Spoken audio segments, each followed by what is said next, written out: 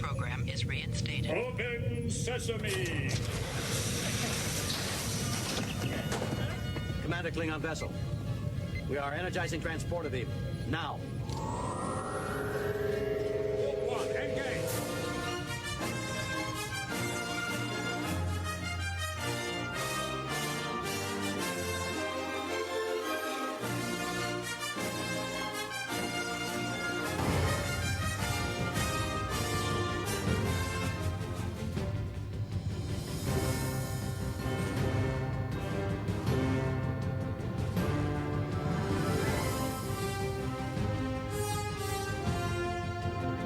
All right, hello, welcome everyone to Star Trek from the Holodeck. This is the Prodigy edition, and I'm your host, Michael Flores.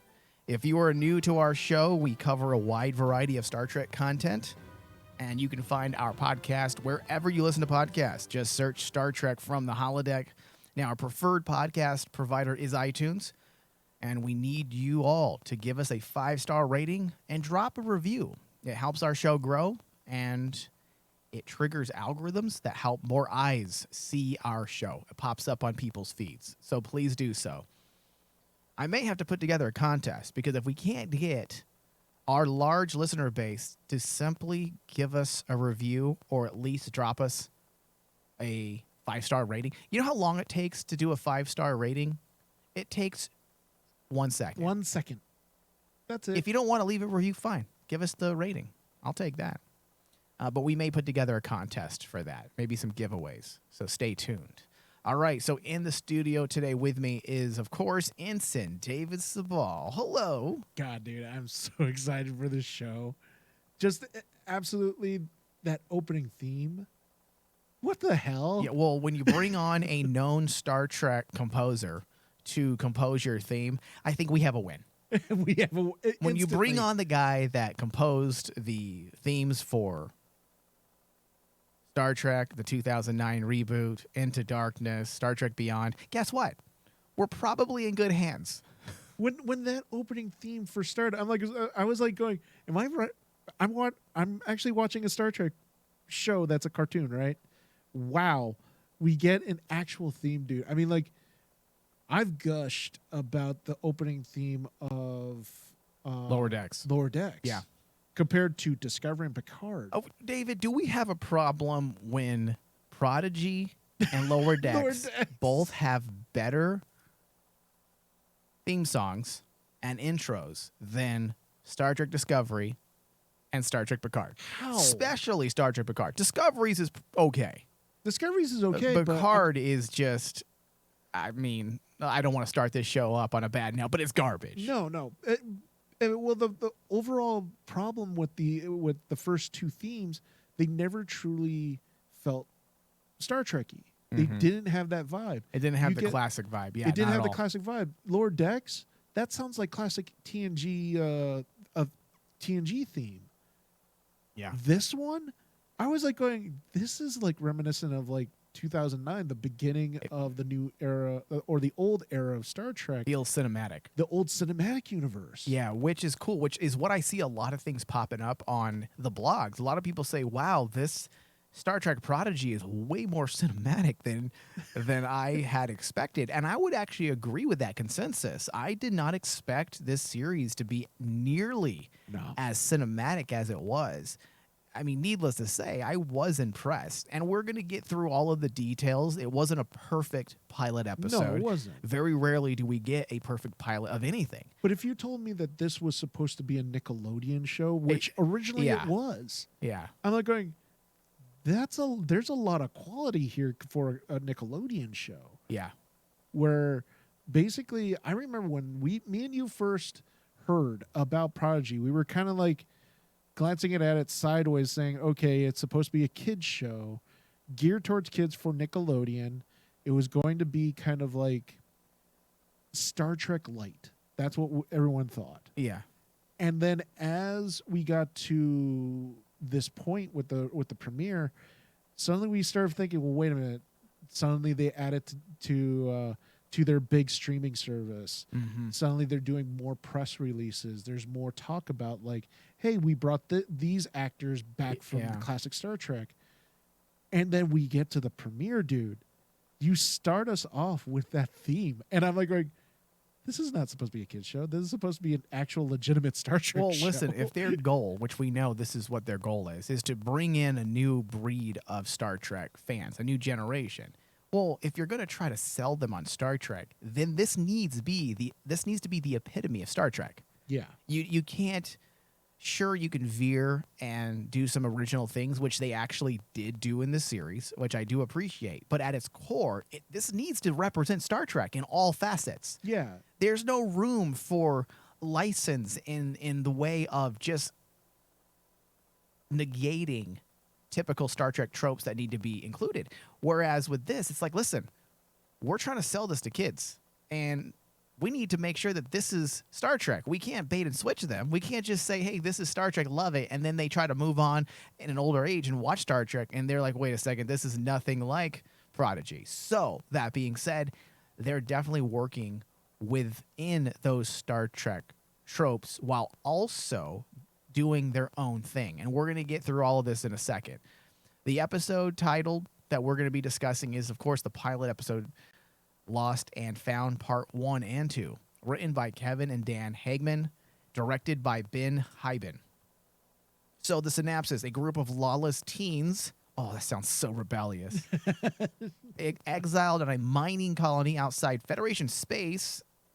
I would say they're quite outside of Federation. Quite outside. That's an awful outside of Federation space. They're trying to make it sound like it's Romulan territory or Klingon territory. Yeah. They're nowhere near Federation space. So they discover a derelict Starfleet ship. So this was the series I expected when I heard kid. Yes. I expected very, very silliness. And sure, we did get some of those kid moments, understandably. But the episode also had a mature tone to it. And the way of threat level and the way of development of our characters, motivation. There's a fucking story.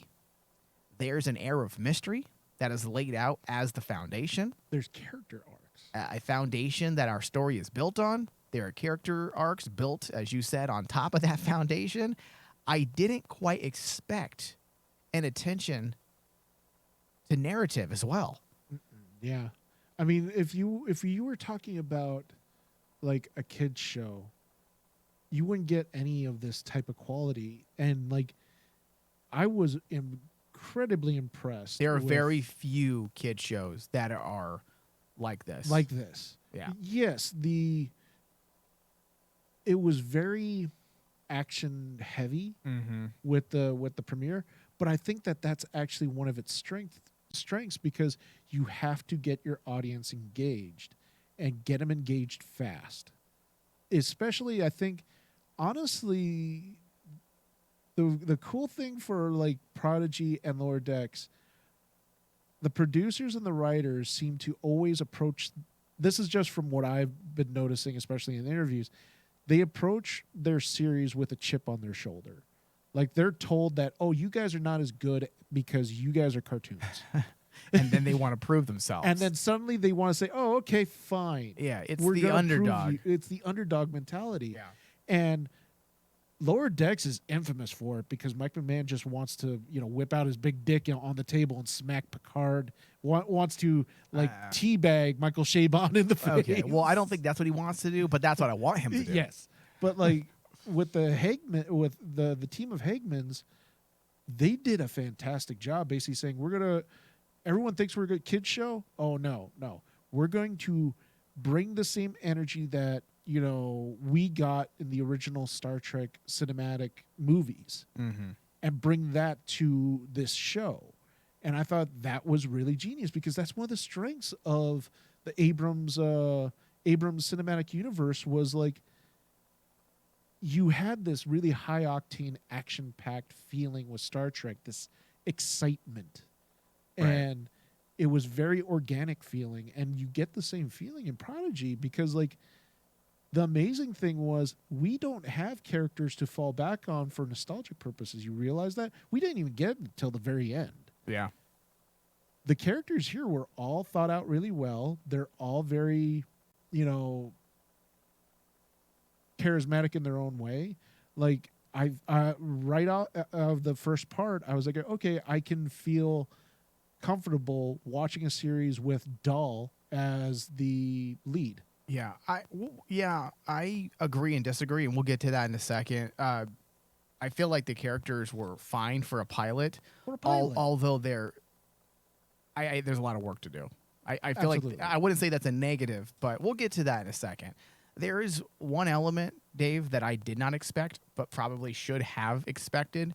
I didn't expect there to be a big Star Trek Voyager connection, which I actually really like. And I don't know if you picked up on half of it. I don't know if Star Trek fans probably did. I don't know if blogs did, because I don't see a lot of people talking about it. A lot of the mystery, there's the obvious. A lot of the mystery seems like it might hinge on potential ramifications caused by the Federation influence brought into the Delta Quadrant while Voyager was lost. Yes. That's another thing I didn't expect. We had been talking up until the premiere, well, what quadrant is this going to take place in? I know the writers had said it's going to be a distant galaxy, so we had assumed, okay, maybe something entirely new, something beyond the Delta Quadrant. Yeah. Which would be cool as well. However, we find ourselves in the midst of Back the in the Delta Delta Quadrant, Quadrant. which I liked that. And they made sure we understood that connection immediately by having the inclusion of a Kazon individual. Yes. This is an element, this whole connection to Voyager, that I really like. I like being in the Delta Quadrant. It allows for us Voyager fans to live vicariously through Prodigy, meaning, and this is something I've talked about a lot in our Star Trek shows, as DS9 fans, Voyager fans, and Enterprise fans, we have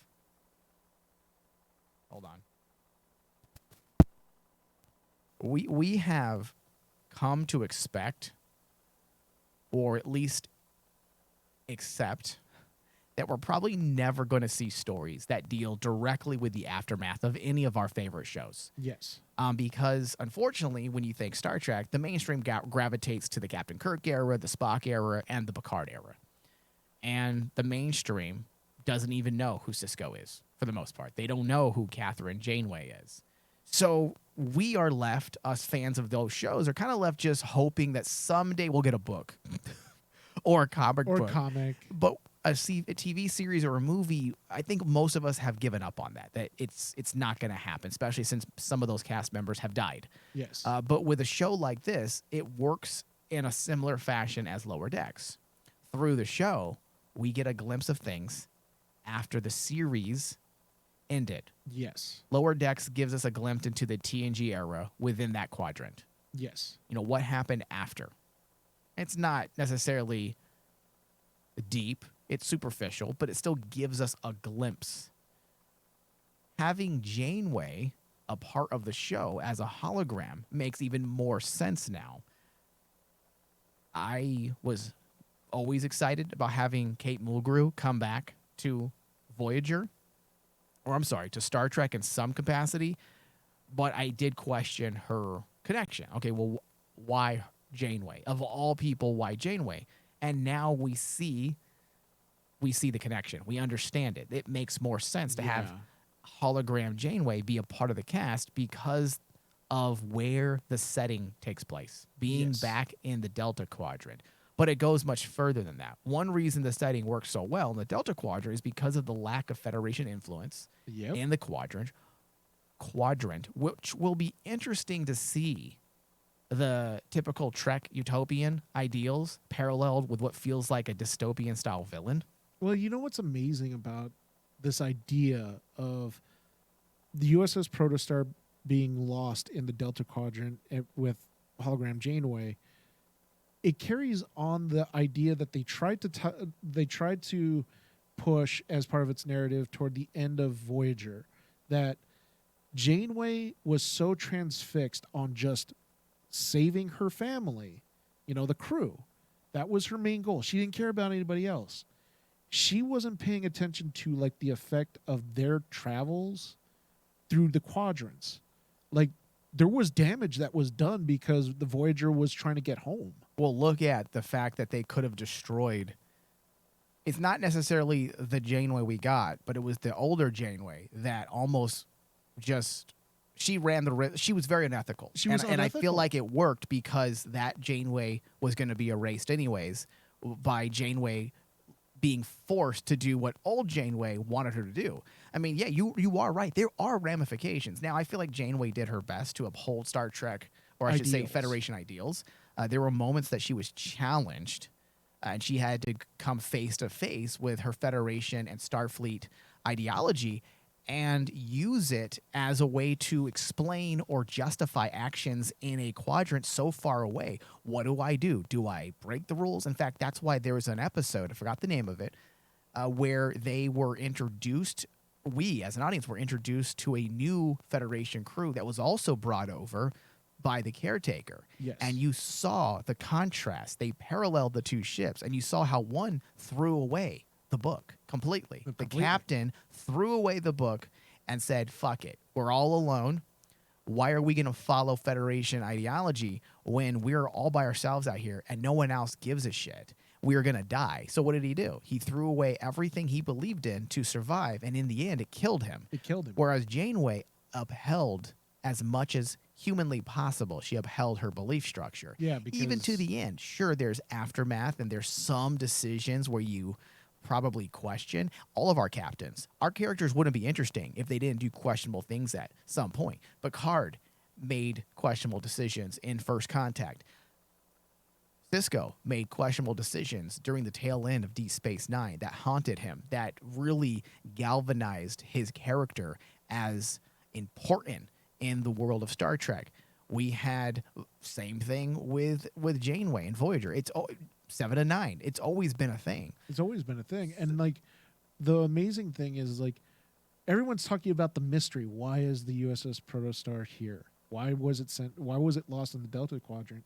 And I was thinking to myself, if you know Voyager and you know how it ended, it kind of would make sense that Janeway would send the US Protostar back to the Delta Quadrant to kind of, I don't know, plant the seed of the Federation in the Delta Quadrant. But that's not what happened, Dave. See, you didn't pick up on it. I didn't pick up on it. And that's what other people didn't either. Okay, Yes. So let's break this down. Let's break down the timeline. So in order to break down the timeline, we have to go through everything bit by bit. Okay, Exactly. so number one, Star Trek Prodigy takes place in the year 2383. Okay.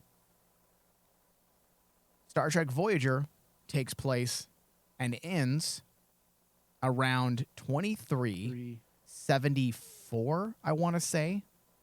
Let Yes. me It's around the 70s. give me a second. Talk for a second because I'm going to verify. Hold on. Yeah, this is the what I'm glad you're going to bring up is like the thing that I missed, because I was like going, it would make so much sense because to tie in the Voyager, the storyline, but then when you actually start piecing everything together, there's something bigger going on here with the USS Protostar. Yeah. And Okay, so just to give some context, yeah, the Dominion War and the film Insurrection took place in 2375. Star Trek Nemesis took place in 2379. Lower Decks takes place 2380. yes, And the finale of Star Trek Voyager, Season 7, took place between 2377 and 2378. So we have now Star Trek Prodigy at 2384. 84.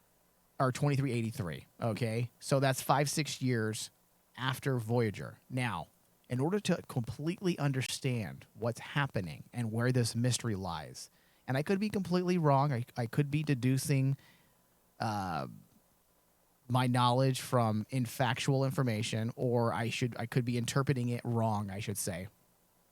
Okay, so all we know about the Protostar so far is that it was hiding. Yes. That's all we know. We don't know exactly why, nor do we know who put it there. But if we look at an episode in Star Trek Voyager, it was said in the episode lifeline where the doctor is sent to the Alpha Quadrant through a holographic transmission. Yep. Okay. And it was mentioned that Starfleet, once they were aware that the Voyager had survived, they sent 2 deep space vessels redirected to USS Voyager 6 years earlier and were expected to rendezvous with Voyager in the year 2383. So, the Federation sent this ship in an episode we've all been watching. Yes. Now, we saw one of those ships. I believe the Romulans had commandeered it for a bit, and the Doctor had to fight and defend it. I want to say that's what happened. It's been a while since I watched that episode. We never saw the second vessel. Yes. Yes. So I'm assuming this is the second vessel. This would make the most sense in the way of Star Trek continuity, Star Trek canon. So the question now is, how did it get buried underground? And that's why this show completely swept me in. Yes. Swept me up in Star Trek enthusiasm because they're using things from Star Trek Voyager and bringing it back to Hologram Janeway. I love it because, as I said, we can live vicariously through Prodigy and learn about the aftermath of Voyager and how the Delta Quadrant actually ended up shaping up, because we had thought, and it was actually embedded within much of the themes of Voyager. What are the ramifications of a Starfleet vessel, a lone Starfleet vessel in the Delta Quadrant, and what will happen once they leave? Because in a lot of ways, the USS Voyager became a ship to some as a death ship because they viewed them as invaders. Yes. But for many, they viewed Voyager as this beacon of hope and peace. Now, for you to remove that beacon of hope and peace like that, literally a snap of your fingers, once they found the transwarp conduits and left back to their quadrant, they were gone. They were gone. MIA after they left such an influence there and an impact. And I'm hoping that Prodigy actually deals with that impact and that influence, whether it be a good influence that affected people. Maybe it caused some to become villains. Perhaps this villain we have, maybe he was slighted in some way because of Voyager's actions. Perhaps, him being the one of 2 members of his species, him and the character Gwen, maybe that has something to do with something that the Voyager crew did inadvertently. So it makes a lot of sense if they are going to continue to draw these connections or parallels to Voyager, because how does he know of the Federation? How did he know that there was a ship lost or buried? So the fact that this TV series has this much detail, this much mystery, that is why I liked this episode, and I'm really looking forward to Prodigy because there is a thought process behind the story. Well, didn't they? I think it was the villain or something, or it was one of the characters that talked with Dahl that basically said something about on the lines of being a symbol of hope. There was, I remember that, I don't know if it was part 1 or part 2, but during the end, they tied the idea of hope to Dahl, the character of Dahl. That he always is basically like wanting to be better and doing better the next day and bringing this idea of hope to all these like fugitives. And I was like going, when you take the idea of what you brought up about like what happens when this entire quadrant loses that symbol of hope, which was the Voyager, and what happens when it's snuffed out, and how maybe this villain sees the dangers of this outsider force in the Federation, this pervasive influence that destroys their bottom line or their means or their way of life. Yeah, I think you're onto something. Isn't that cool? Like that's why I sent you a message the moment the episode premiered and I watched it. I was like, dude, there is some deep thoughts behind this series. It isn't just, hey guys, let's have fun. It's a kid's show. No, they're actually going into some deep cuts. Yeah, and I'm hoping that basically what we're seeing, partially it could be because we're so tuned into the story of Voyager and where we left off in the last story that we ever had with Janeway. Yeah. I'm hoping that we're just not seeing it because we're Voyager fans, but we're seeing it because It's the actually there. writers, the writers Yeah. who said that basically they've gone on record saying that we are trying to pay homage and continue the story of Voyager. That's why Kate dude, Mulgrow's here. I hope, man. I I really hope it is. It can't be a coincidence. It's too much. It's the fact that you have a ship that was sent that was supposed to rendezvous with Voyager in 2383. 83. And then this show takes place in 2083.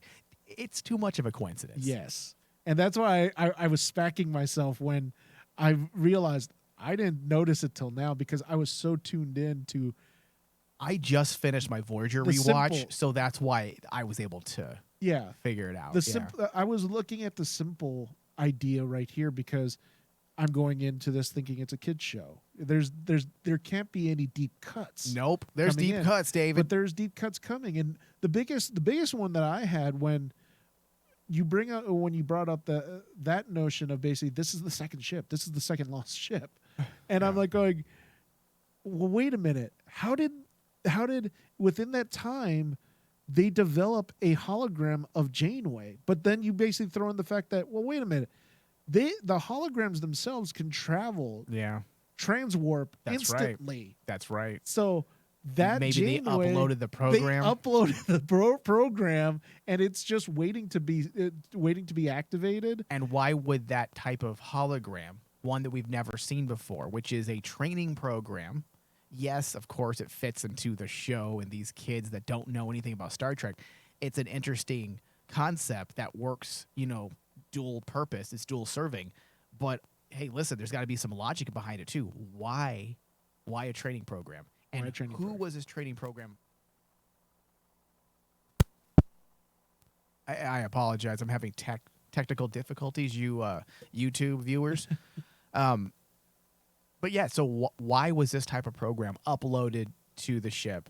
Or and also, the ship is made to operate with a 20-man crew, which is very small. It's very small. So what was the purpose of the ship besides rendezvousing with Voyager? Unless it was always intended to be a ship that, hey, listen, we're going to meet with you, holographic crew, and then we will find a way to get you back with whatever technology. But I don't know. Well, hopefully we find out, right? Yeah, and take it even further. Okay, we've been talking about how the Federation, a ship like the Voyager, which the USS Protostar is very reminiscent of Voyager, just downscaled. It's a very smaller ship. Yeah.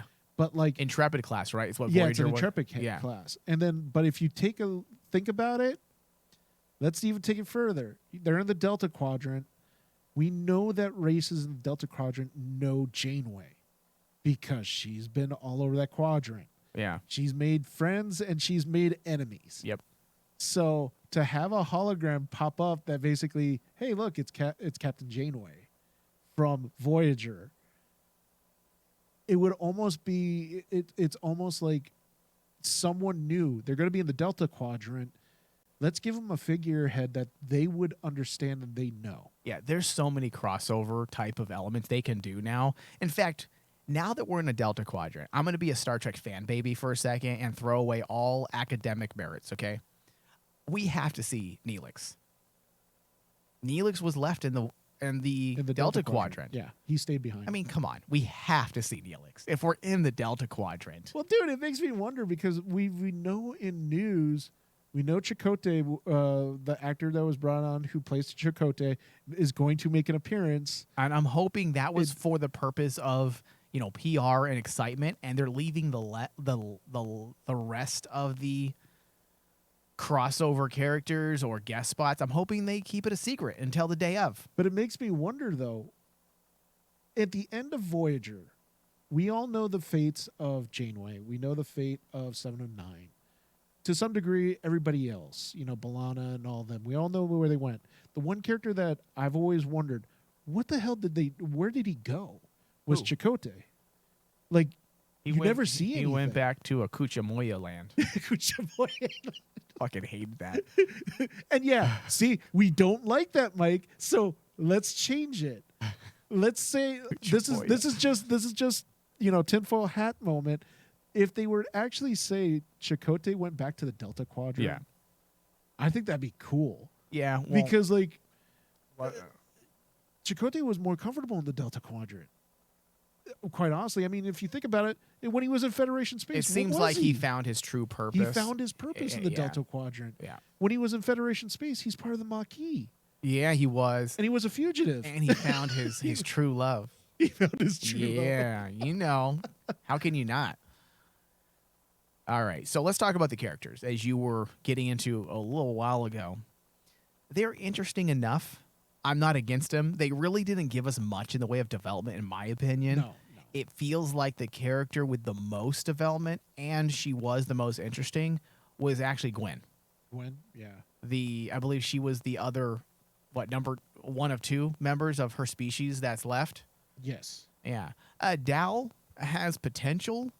The ingredients were there. I like the angle of mystery being used as a motif to govern pretty much everything, including Dal's origins. I do like that. He's a completely new species.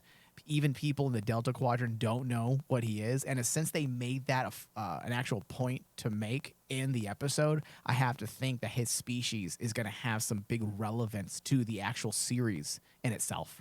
Because why even build that up as a mystery? Yeah. If you want to introduce a new species, introduce a new species. That isn't a problem, especially since we're in the Delta Quadrant. There's a lot of things we don't know about the Delta Quadrant. But the fact that no one knows what he is. Exactly. So that also is yet another big element that they're using to govern this show's narrative, and I'm on board with that. So that's good. That's why I say the ingredients are there. But outside of that, I saw a guy that was just kind of a typical cartoon protagonist, running around, bouncing around, doing the silly things. Yeah. Which...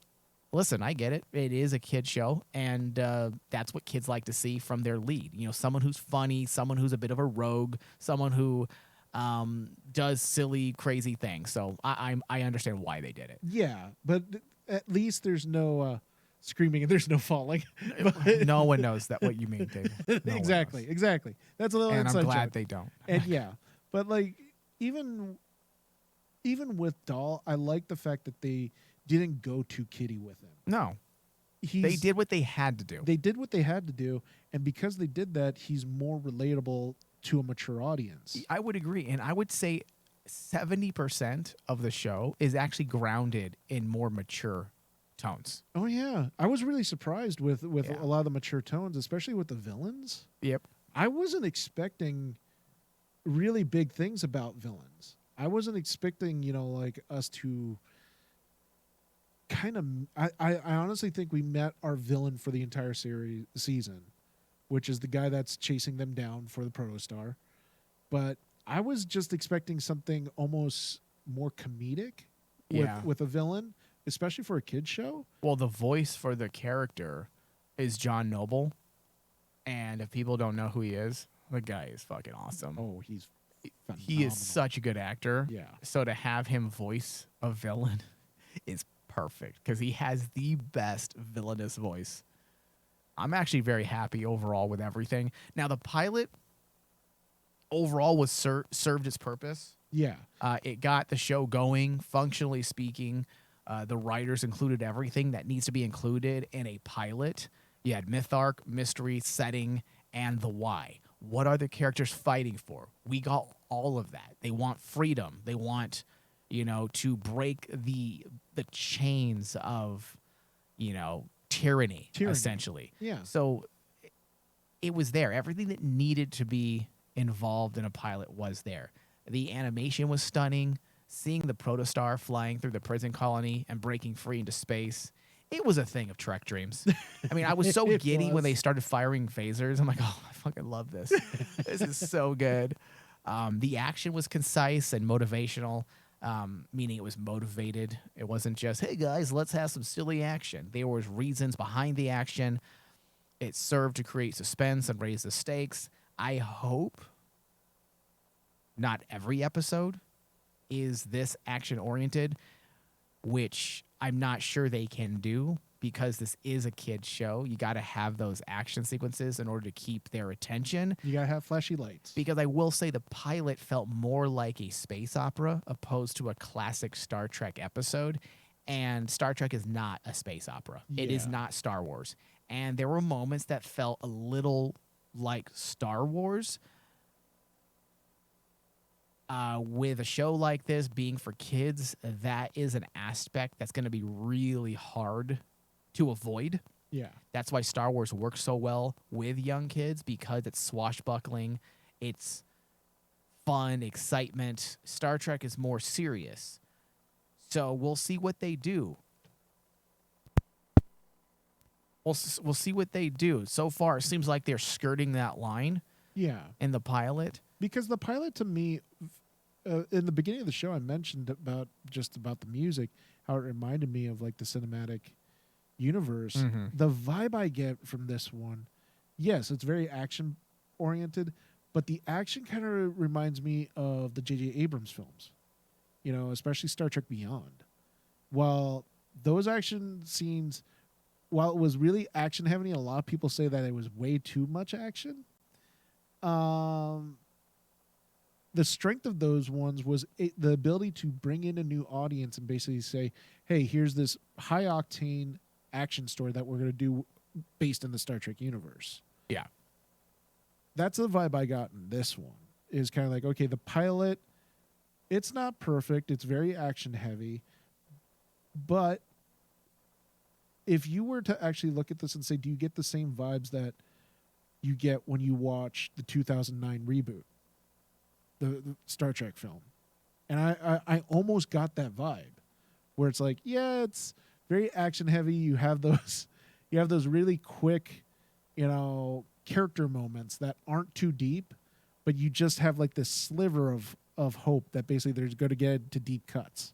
Yeah, the thing with Star Trek 2009, I felt like it was a good Star Trek film. The thing that was removed was the philosophical. And that's exactly. why I will never look at those movies as my favorite iterations of Star Trek, although it's missing the philosophical. It does have the heart.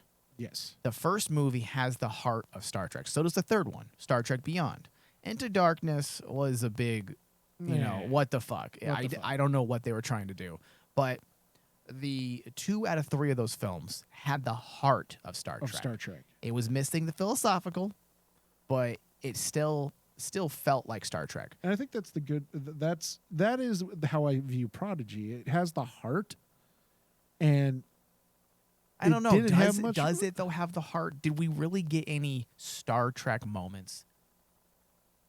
Definitely, I would say the first initial find of Protostar, USS Protostar. Yes, I would agree. Yep. But outside of that, there wasn't a lot, and that's not a negative necessarily. Again, you're dealing with a 45-minute pilot, part 1 and part 2. When you take out commercials, they did what they needed to do to get the show rolling, while keeping kids in the forefront of their minds as they're writing this. So Yeah. I'm fine with that. However, moving on, this is different than a movie. This is a series with multiple episodes, and I'm hoping not every episode just simply has the heart of Star Trek. I hope it has the ideology of Star Trek. Ideology, yeah. Which I'm assuming it will, because if you remember Kate Mulgrew's interview she stated that this feels a lot like a series that is designed to teach the youth, the younger generation, about Star Trek and what Star Trek stands for, the ideology, the ideals. The ideals of the Federation. Oh, wait. Yeah, so keeping that in mind, I'm not nervous. I'm thinking that we'll get there eventually. You know, the funny part, originally I thought I was going to be really nervous when we saw the animation of Janeway for the first time, and I was impressed. Once Janeway showed up, the animation on her face and characteristics just were really great. And comparatively, at that point when Janeway shows up, she's the first human we truly actually see. That's right. Yeah. Surrounded by a bunch of aliens. And at first, I was really worried that visually would actually be one of the deterrents of the Prodigy, because you would be more, quote unquote, Star Wars than Star Trek, because you have nothing but aliens on board. Yeah. And when they introduced Janeway, I was worried the animation of her would stick out. But instead, I honestly loved the animation of Janeway. Yeah. I thought it was very clean, very believable. I dig that basically this is, and it's a younger version of her too. If you actually look at the character model, they kind of modeled the character to be a younger version of Janeway. I wonder if that's just the animation style, though. Do you think they? That's what I'm wondering too, Yeah. because Well, we'll I'm see. so interested to see the story of the hologram Janeway.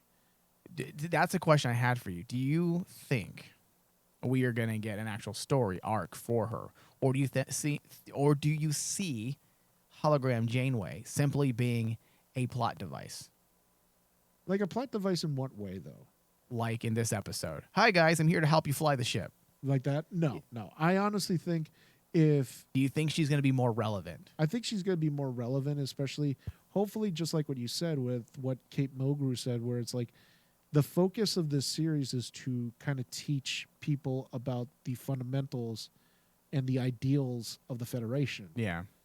Then I think that the hologram is going to play a big role in that, because she's the spokesman. Who else is going to actually know about Federation ideals more than Janeway? Yeah. Yeah. All right, so I'm going to give this pilot episode an 80% on the RMD score. David, what about yourself? I actually had it at an 80 also, but after the theme song, dude, my score went up because it is a kick-ass theme, and it went up to 85. Okay. Because I love the music. Not just the theme song, but the entire score of the episode. Yeah. I'm like going, the music is far better than any of the other series. I mean, Lower Decks comes close, but Prodigy, the quality of the music was really good. Yeah, so the actual composer, let's see here. I think this is how you pronounce his name.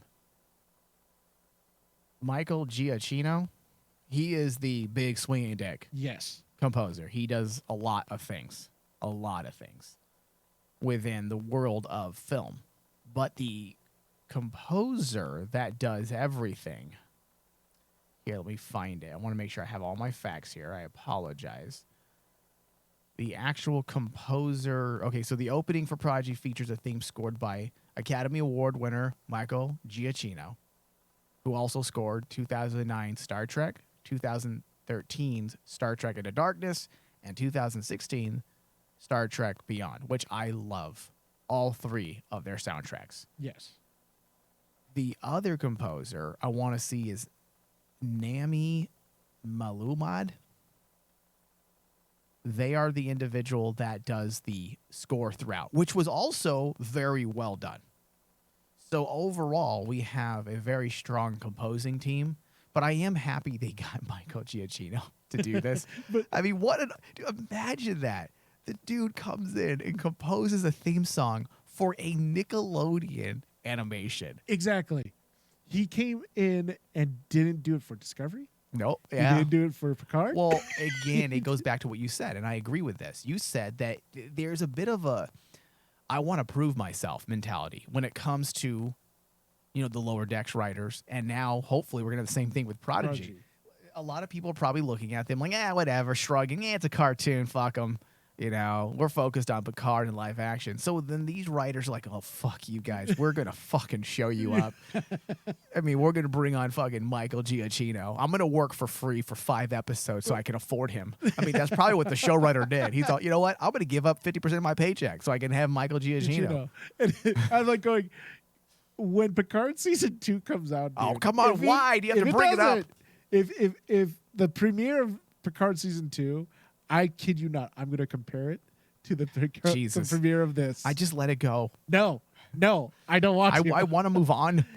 I'm tired of it. I'm tired. All right. This does bring us to the end of our discussion. Oh, Dave, no, I want to ask.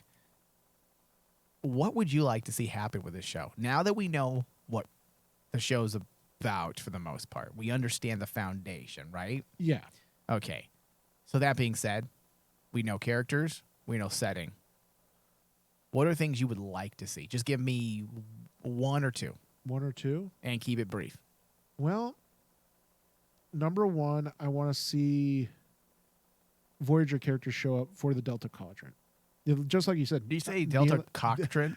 Delta Quadrant. 'Cause that sounds like a fun quadrant. But I'm happy you brought up Neelix Mhm. because Neelix was left behind in the Delta Quadrant.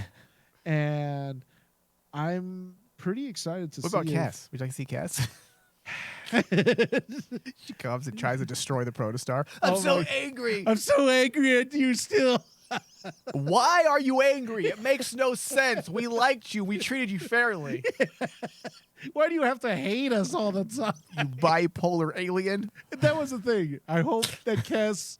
Well, you know what? Maybe if Kes shows up, maybe they gave her some meds, Oh, and all of a sudden she's not bipolar anymore. that's so fucked up. But what the one thing is, I want to see legacy characters show up. I really do. Specifically from Voyager. Honestly, anything is possible. Even though we're in the Delta Quadrant, I mean, we're talking about holograms at this point. Yeah. I mean, you can kind of bring on. You could bring on Kirk if you wanted to.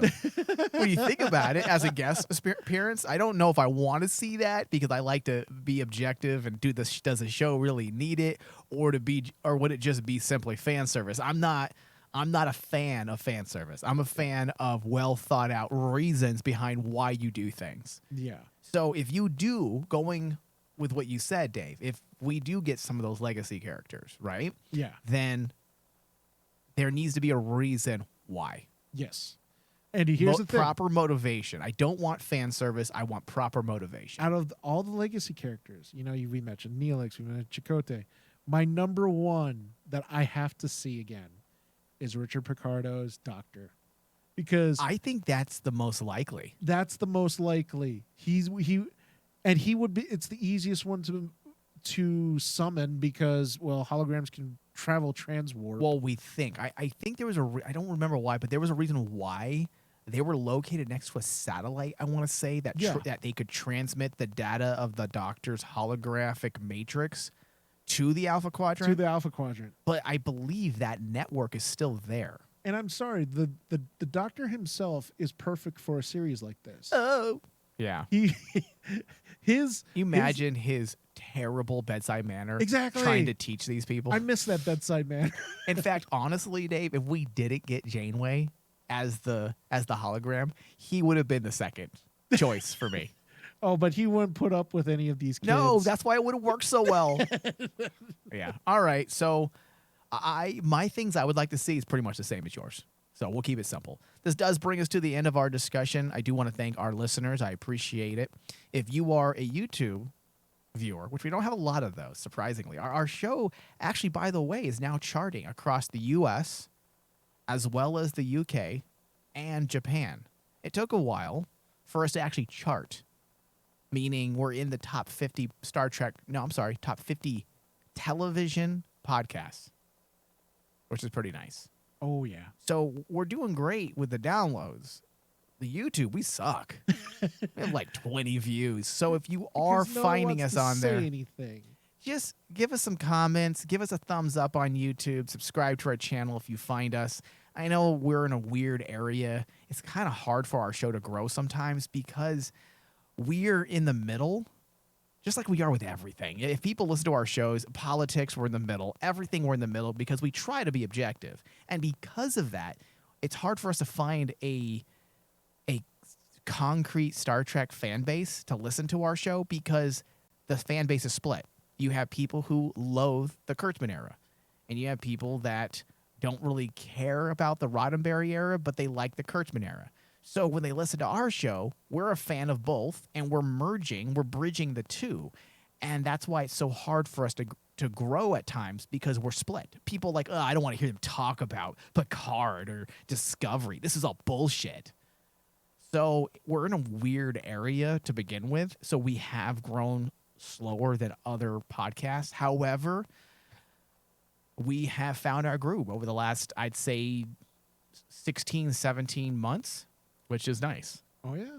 So please help us out. If you can give us those ratings and reviews to reflect our listenership, that would be fantastic. Also, we do additional shows on Patreon. That's the way we pay for ourselves to continue to get into the studio and do shows. If you look behind me on the video, you can see how much. Here, let me switch the video here. You can see, look at that, how much work we put in. It's essentially a radio station is what we have. We're not a podcast. In a lot of ways, we are an actual radio show. If you look at David with all his equipment, you have the board up behind me. We have tons of stuff going on here. So we need to pay for that equipment and to turn the power on, especially during the summer months.